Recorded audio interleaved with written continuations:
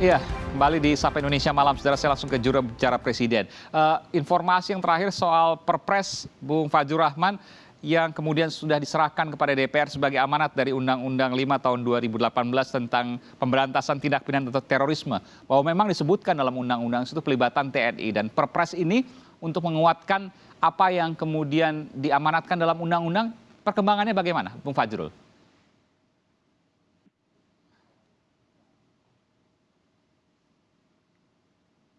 Iya, Bung Fajrul. Bung Fajrul Rahman, juru bicara Presiden, kami masih akan coba untuk menghubungi. Tampaknya ada audio yang kemudian bermasalah. Saya ke Pak Soleman. Pak Soleman, ini Perpres ini menjadi bahasan yang hangat dalam beberapa hari terakhir ini. Kita tahu bahwa ada kejadian, 14 kejadian ya di tahun ini, dan terakhir kita dengar kemarin di Daha Selatan, Kalimantan Selatan, di mana ada kantor Polsek yang kemudian diserang oleh terduga teroris. Saya ke Bung Fajrul. Bung Fajrul bisa mendengar saya? Bisa. Oke, baik. Bung Fajrul, kita tahu bahwa ada undang-undang pemberantasan tindak pidana terorisme yang mengamanatkan pelibatan TNI di sana. Dan Perpres oleh Presiden, yang tantangan oleh Presiden, sudah diserahkan kepada DPR. Yang juga mengamanatkan secara detail bahwa TNI dilibatkan dalam penanganan tindak pidana terorisme. Betul demikian? Aiman, sepanjang apabila peraturan undang-undangan itu sudah ada di lembaga legislatif, saya pikir kita menunggu saja apa yang akan mereka selesaikan nanti bersama dengan pemerintah, seperti itu ya. Tetapi yang pertama sebenarnya kami ingin menekankan bahwa negara ini kan harus membongkar semua terorisme tanpa pandang bulu seperti itu. Dan negara atau pemerintah itu mengutuk sekeras-kerasnya terhadap segala tindakan kekerasan terhadap masyarakatnya, termasuk juga terhadap aparatnya. Jadi yang terpenting kan sekarang ini apa yang sudah terjadi di Polsek Daha Selatan, Hulu Sungai, Kalimantan Selatan ini. Yang pertama kami tentu mengucapkan duka cita sedalam-dalamnya ini kepada Brigadir Leonardo Latu Papua yang kemarin sudah dinyatakan oleh Jenderal Idam Aziz diangkat satu level, kenaikan pangkatnya sekarang menjadi brigadir kepala. Seperti kami berduka cita sedalam-dalamnya, termasuk juga kepada istri dan kemudian kedua anaknya yang masih kecil. Dan yang terpenting kan sekarang pemerintah sudah memerintahkan kepada Kapolri, kepada jajaran Polri untuk melakukan proses penyidikan lebih lanjut terhadap kejadian yang berlangsung di Daha Selatan ini. Mengenai siapa pelakunya, apa jaringannya dan segala macam, kami tidak bisa memberikan pernyataan secara langsung karena sudah ditangani oleh Polri dan Detasemen Khusus 88 untuk proses penyidikan. Jadi kita berikan kesempatan kepada Polri dan Densus 88 untuk menyelesaikan semua proses penyidikannya ini. Iya, bagaimana kemudian Bung Fajrul menjawab ada sejumlah kritikan bahwa pelibatan TNI dalam penanganan pemberantasan tindak pidana terorisme ini ada kata tindak pidana, dan kemudian TNI kan tidak terkait dengan tindak pidana. Bagaimana kemudian mengkompromikan dua hal itu? Sekali lagi kami tidak akan memasuki pembahasan peraturan perundang-undangan yang sekarang ditangani oleh lembaga legislatif.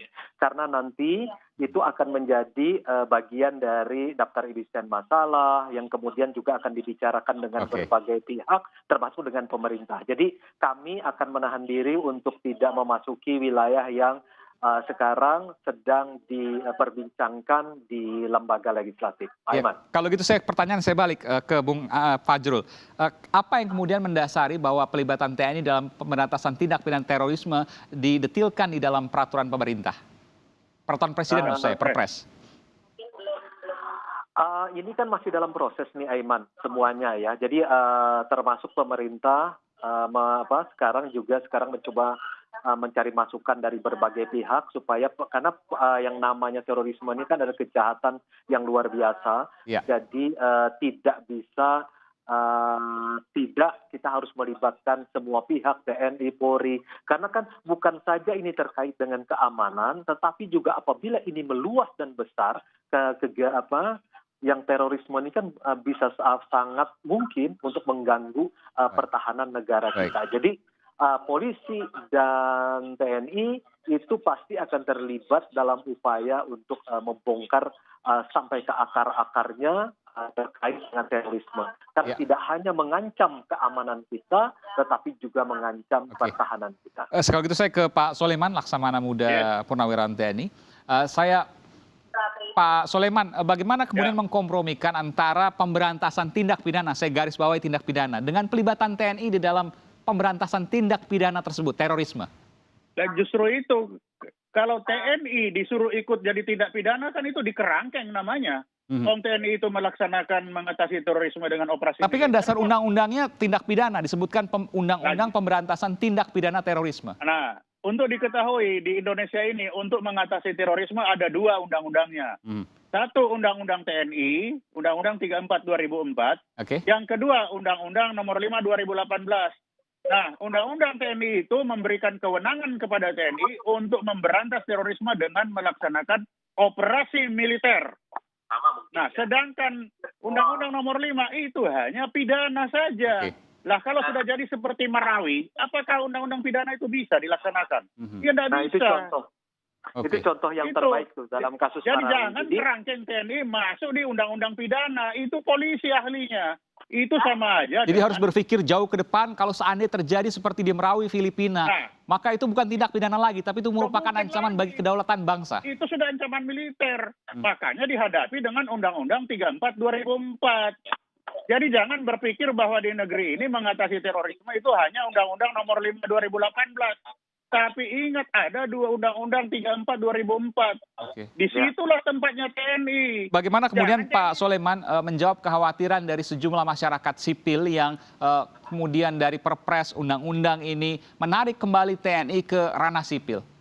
Ya justru itu kenapa TNI dimasukkan di dalam sistem pidana. Itu kan menghancurkan criminal justice system. Oke. Ya. Makanya saya dalam beberapa tulisan. Jadi dasarnya jangan dari undang-undang tindak pidana pemberantasan terorisme, tapi undang-undang dari dasarnya dari undang-undang TNI. Harus masuk dari situ. Benar. Ya. Itu. Dan ketika pelaksanaan nanti tidak akan kemudian apa yang dikhawatirkan oleh masyarakat sipil, misalnya koalisi masyarakat sipil bahwa akan menarik kembali TNI ke dalam ranah sipil, pekerjaan sipil. Tidak akan seperti itu? Kalau dia masuk sipil itu adalah hukum pidana. Hukum pidana itu adalah sipil.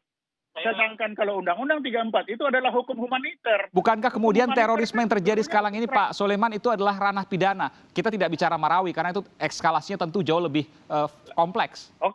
Oke, kalau pidana seperti serangan tadi kan kita tidak akan pernah selesai. Dia akan menyerang terus. Nunggu sampai perbuatan itu ada. Sedangkan operasi militer itu ada di belakang. Ada di sana operasi intelijen. Kita cari kumpulannya di mana. Jadi fokus di hulu ya, fokus di hulunya. Hulu sekali. Niatnya saja kita sudah cari. Baik. Itu butuh Aiman, saya menambahkan ya. Silakan Bung Fajrul.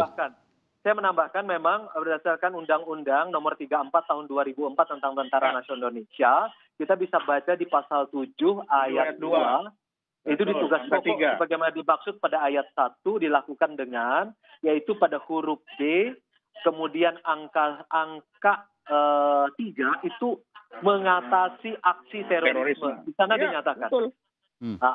Dan ini jadi kalau misalnya ada masalah terhadap misalnya ada kritik terhadap undang-undang ini, dipersilakan untuk mengajukannya misalnya ke Mahkamah Konstitusi atau juga kemudian nanti memasukkan sebagai selalu di masalah di bahwa pemerintah yakin firm bahwa pelibatan TNI punya perannya masing-masing, tidak akan memasuki ranah sipil dalam konteks pemberantasan terorisme ini.